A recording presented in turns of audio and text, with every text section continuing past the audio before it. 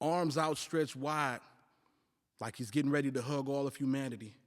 The sound is piercing the air, the commotion of a great calamity. Body perched up, lifted up and connected to a tree like he's trying to hold it together. Loved ones looking distraught as it seems like this day is not about to get any better. Can you visualize? The dark skies, the mocking and the laughter drowning out the loud cries as the lots are casted for the garments of the man who's dangling between the living and those who die. And there he is, this controversial figure. Healed many, enraged others, varying degrees of disdain for his existence. And not to mention that the love eroded when his words in his heart didn't match the popularity of the desire for his intentions. So now he's just left hanging. Man, the trial was swift. Evidence stacked like Jenga. One piece could make the tower of punishment collapse, but it didn't. It remained intact. Through the lies and the spitting and the slaps, through the beats and the smacking of the teeth, finally a verdict was reached. Crucify him. Crucify that man? But it was all good about a week ago.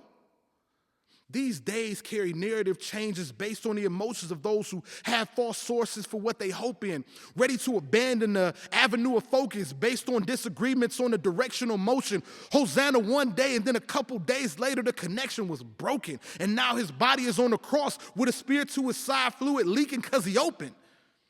That's our Savior hanging up there without motion. And the evaporation of a happy future is now set in, and the disciples are hopeless.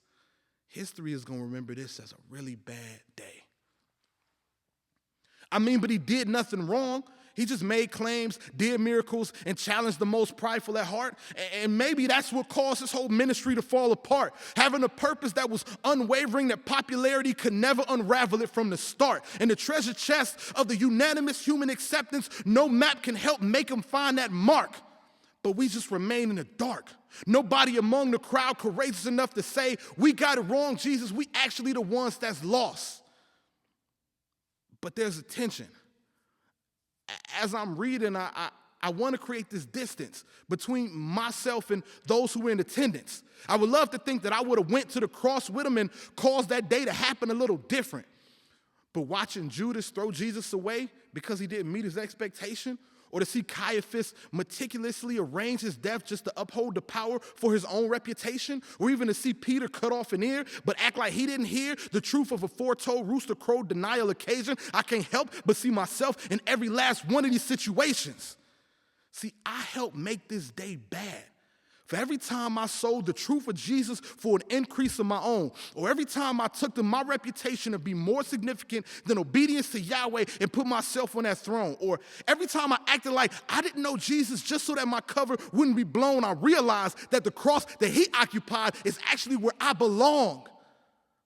I'm Barabbas in this story. I'm the thief that's on the left. I'm the mocker in the crowd. I should be the one under arrest. But he averted the punishment for my shortcomings and bore the weight of it upon his chest. So calling a day where a captive like me can finally be set free a bad day is just simply not correct. He said, it is finished. The righteous gave his life so the dead can come to life because we never could. Now holding on to this hope is the only way that a Friday this terrible can actually be called good.